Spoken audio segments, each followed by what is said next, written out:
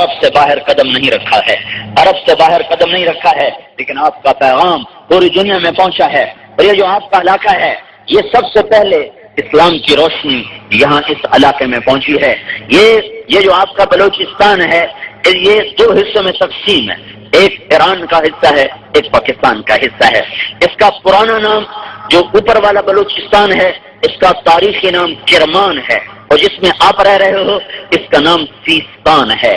اور یہ جو کرمان ہے، یہ حضرت عمر رضی اللہ تعالیٰ عنہ کے زمانے میں حضرت سہیل بن عدی رضی اللہ تعالیٰ عنہ بصرہ سے لشکر لے کر آئے، اور انہوں نے یہ اوپر کا حصہ پنجگور تک، یہ حضرت عمر رضی اللہ تعالیٰ عنہ کے زمانے میں 11 ہجری میں یہ فتح ہوا ہے۔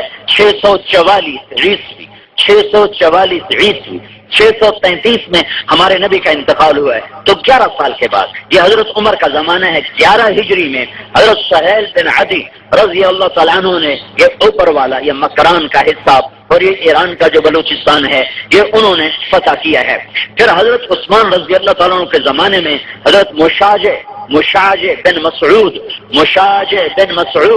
رضی اللہ تعالیٰ عنہ نے یہ نیچے والا حصہ، یہ 18 ہجری میں 18ویں سال آپ کی دھرتی کلمے کو سن چکی تھی، اور یہ پہاڑ تو ویسے کھڑے نا، یہ تو نہیں بدلے۔ ان پہاڑوں نے اپنی وادیوں میں صحابہ کے لشکر کو گزرتے دیکھا ہے۔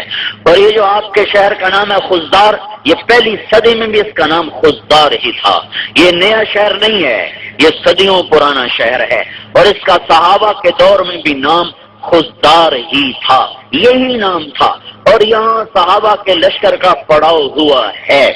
اور مشاجع بن مسعود رضی اللہ تعالی عنہ نے 652 عیسوی اور 18 ہجری میں اس علاقے کو فتح کیا ہے، اور یہاں سب سے پہلے اسلام محمد بن قاسم بہت بعد میں آیا ہے۔ محمد بن قاسم تو 90 ہجری میں آیا ہے، اور میں آپ کو 92 ہجری میں، اور میں آپ کو 98 ہجری کی بات بتا رہا ہوں۔ 18 ہجری آپ کے علاقے میں 18 ہجری میں اسلام داخل ہوا ہے، جب حضرت عثمان رضی اللہ تعالیٰ عنہ کا دور خلافت ہے۔ پھر عثمان رضی اللہ تعالیٰ عنہ کی طرف سے عبد الرحمن بن سمرہ رضی اللہ تعالی عنہ 654 عیسوی اور 20 ہجری میں یہاں پہلے گورنر بن کے تشریف لائے، اور یہاں زہرا یا زہری کوئی قوم ہے یا کوئی علاقہ ہے، زہری قوم نے سب سے پہلے ان کا ساتھ دیا ہے۔ تو بیٹھن کوئی زہری بہت ہے، اچھا، تو ان کو شاید پتہ ہی نہیں ہوگا کہ ان کے باپ دادا نے کیا کام کیا۔ اور زہری کا علاقہ حضرت عبد الرحمن بن سمرہ رضی اللہ تعالیٰ نے زہری کو اس سارے علاقے کا دارالحکومت بنایا۔ زہری کے زہری ٹھیک ہے، زہری کو دارالحکومت بنایا بلوچستان، یہ سیستان تھا، وہ کرمان تھا، کرمان سیستان، اور اوپر افغانستان مل جاتا ہے۔ افغانستان کا پرانا نام سجستان ہے، سجستان۔ ان تینوں علاقوں کا جو دارالحکومت تھا وہ زہری کا علاقہ تھا، اور بہت بڑا صحابی عبد الرحمن بن سمرہ تمہاری زمین میں سو رہا ہے، تمہیں خبر ہی کوئی نہیں۔ یہی ان کی زیر زمین، اللہ کو تو پتہ ہے کہاں ہے، یہی ہے زہری کے علاقے میں۔ وہ گورنر تھے تو ان کا انتقال ہوا ہے، بطور گورنر یہیں فوت ہوئے، یہی ان کی خبر بنی ہے۔ حضرت عثمان رضی اللہ تعالیٰ عنہ کی شہادت تک وہ یہاں کے گورنر تھے، اور یہیں ان کا انتقال ہوا ہے، اور یہیں ان کی کہیں خبر ہے۔ بلوچستان کے پہاڑ اور یہ دھرتی اگرچہ اس کے اوپر سبزہ نہیں ہے، پر اس کے نیچے بہار ہی بہار ہے، جس میں صحابہ سو رہے ہیں۔ پورے بر صغیر میں کہیں صحابی کوئی نہیں ہے، پورے بر صغیر میں تابعین ہیں گجرات کے علاقے میں، ہندوستان کا گجرات اور مالدیپ اور سری لنکا، اور وہ جو ہندوستان کا گجرات ہے وہاں تابعین پہنچے ہیں، تابعین۔ لیکن تمہاری دھرتی وہ ہے، میں تمہیں نام لے کے بتا رہا ہوں، سہیل بن عدی رضی اللہ تعالیٰ عنہ، یہ اوپر پنجگور تک کا علاقہ، پھر مجاشع بن مسعود رضی اللہ تعالیٰ عنہ، یہ سارا تمہارا علاقہ، اور پھر یہ زہرے کا علاقہ عبد الرحمن بن سمرہ رضی اللہ تعالیٰ عنہ یہاں گورنر بن کے رہے، یہیں ان کا انتقال ہوا، یہیں ان کی خبر بنی۔ تمہیں اور کیا چاہیے، تمہارے پاس صحابی دفن، کیا اگر اللہ اس کا رسول کو منا لو تو قیامت کے دن عبد الرحمن بن سمرہ کے جھنڈے تلے اللہ کے نبی سے تمہاری ملاقات ہوگی. تبلیغ کا کام کرو. تبلیغ یہ عبد الرحمن بن سمرہ. تم بتاؤ بلوچستان میں تو آج کچھ نہیں ملتا تو اس زمانے میں یہاں کیا ملتا ہوگا؟ لیکن یہاں کے لوگ ایمان لے آئیں اور جہنم سے بچ جائیں اور جنت میں جانے والے بن جائیں اور اللہ اس کے رسول کو راضی کر لیں. یہ سارا سفر اس لیے ہوا تھا. جب یہ حضرت سہیل بن عدی رضی اللہ تعالیٰ عنہ کا لشکر واپس ہوا ہے تو انہوں نے حضرت عمر نے پوچھا ہاں بھائی کیسا علاقہ تھا؟ تو انہوں نے کہا جی ماؤہا قلیل و بلاؤہا شدید. امیر المومنین پانی ملتا کہیں نہیں تھا اور علاقہ بڑا مشکل تھا. تو آج بھی اس کا وہی حال ہے. اسباب کی قلت. 1400 سال پہلے تو اور کچھ، لیکن یہاں لوگ آباد. یہ خزدار اس زمانے میں بھی آباد تھا. اسی نام یہ 400 سال پھر دارالحکومت رہا ہے. حضرت عبد الرحمن بن سمرہ کے بعد پھر حضرت علی رضی اللہ تعالیٰ عنہ کے زمانے میں قلات حضرت عثمان کے زمانے میں فتح نہیں ہو سکا. قیخان اس کا پرانا نام، پرانی تاریخ کی کتابوں میں یہاں کوئی پہاڑ تھا جس کا نام تھا قیخان. پھر یہ حضرت علی رضی اللہ تعالیٰ عنہ کے زمانے میں حارث بن مرہ رضی اللہ تعالیٰ عنہ نے قلات کو فتح فرمایا ہے. یہ خلفائے راشدین کے زمانے میں آپ کا سارا علاقہ فتح ہوا ہے اور خلفائے راشدین کے انوارات اس علاقے میں پھیلے ہوئے ہیں. آج بھی آپ لوگوں میں سادگی ہے، جفاکشی ہے، سخاوت ہے، قناعت ہے. یہ وہ صفات ہیں جو کہیں بھی نہیں ہیں، اللہ نے آپ کو دی ہیں.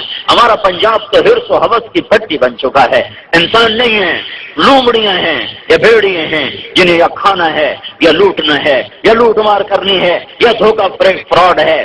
آپ کے پاس اسباب زندگی تو چھوڑے ہیں، بس تمہاری دھرتی کے نیچے صحابہ سوئے ہوئے ہیں. تم اللہ اس کے رسول کی غلامی والی زندگی بھی لے لو اور اس کو لے کر پھرنے والے بنو. ایک دن میری بات یاد رکھنا، قیامت کا دن مجھے اور تمہیں جمع کرنے والا ہے. تم دیکھو گے عبد الرحمن بن سمرہ کے جھنڈے کے نیچے تم جا رہے ہو گے.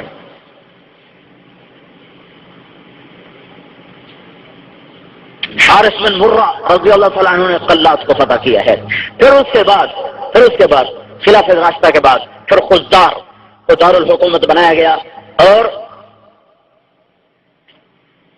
10ویں عیسوی تک یعنی 1000 عیسوی تک یعنی کچھ 400 برس خزدار سارے علاقے کا دارالحکومت رہا ہے.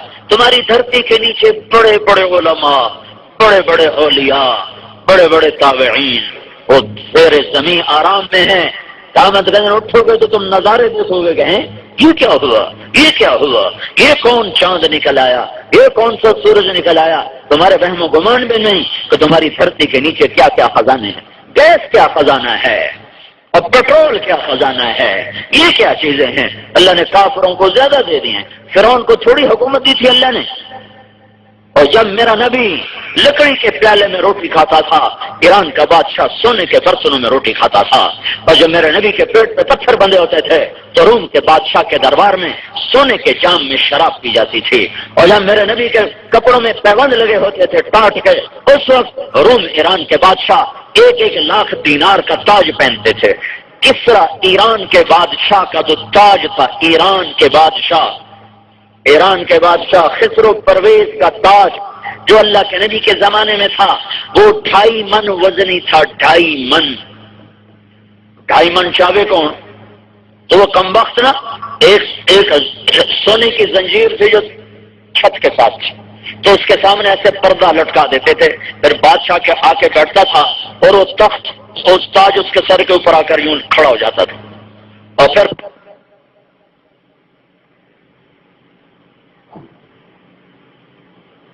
کوئی بڑا سب سے بڑا سرمایہ ہے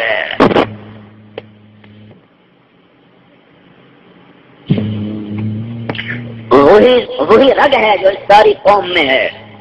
سادگی، جفاکشی، تھوڑے پہ گزارا، قناعت، حرص و حوث سے دور. میرے بھائی یہ صفات صحابہ والی ہیں. انہیں دین پہ لگا دو، تھوڑا سا اللہ اس کے رسول. دیکھو نا دنیا تھوڑی، حساب بھی تھوڑا، دنیا زیادہ حساب بھی زیادہ. قیامت کے دن کچھ آدمیوں کو اللہ تعالیٰ کہہ کے جاؤ ان کا حساب لو. فرشتے آئیں گے، اب حساب دو. کہنے لگے کس چیز کا؟ وہ کہیں گے کس چیز کا؟ کوئی ہمیں دیا تھا جس کا حساب لیتا ہے؟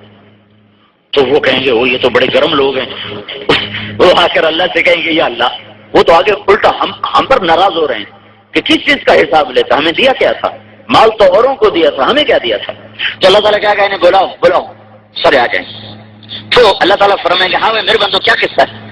تو وہ کہیں گے یا اللہ تیرے فرشتے آئے تھے کہ حساب دو، تو ہم ان سے کہہ رہے تھے دنیا تو اس نے اوروں کو دی، ہمیں کیا دیا تھا جس کا حساب لینے آ گئے ہو؟